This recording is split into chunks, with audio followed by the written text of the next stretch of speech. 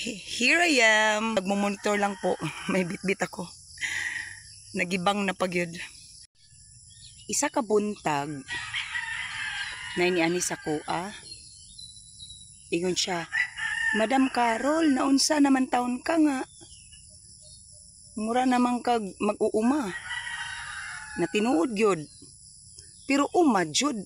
Dili pwede farmer pod. Para social. Anyway, hello guys. Sa iba dyan, hirap talaga ang mag-farming.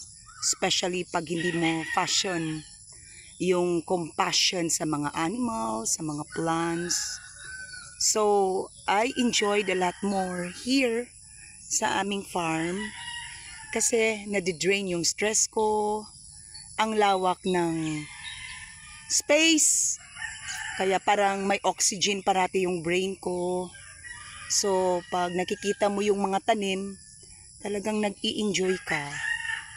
Yun bang hindi mo na yung oras, hindi mo papansin na tumatakbo na pala.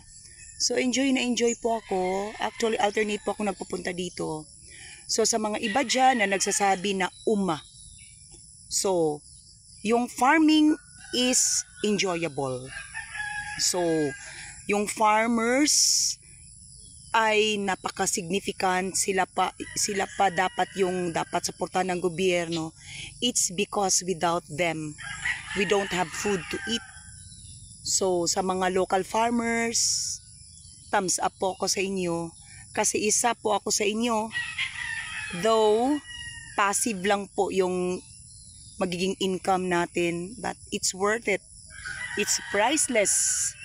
So, di bali nang tawagin akong farmer, okay lang. Di bali nang tawagin akong magsasaka or mag-uuma, okay lang din.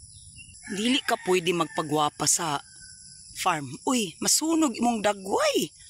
O di ba? Actually, I don't use cream for my face. Siguro sunblock lang. Pulbo. Ang sunblock ko talaga ay pulbo lang.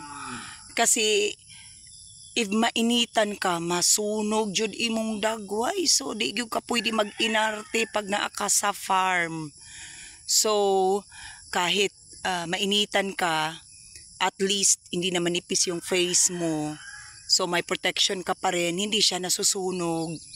So, sa uban diha, nga arting-arty lang, pachar-char lang, sabihin ko sa inyo, wag kayong mag-farming kung hindi nyo man mabigyan ng justice. Kasi a farmer is a commitment. Yon masasabi ko. So enjoy lang po ako. And here I am. So, nagmumonitor lang po. May bitbit ako. Nagibang na pagyud. Bye for now!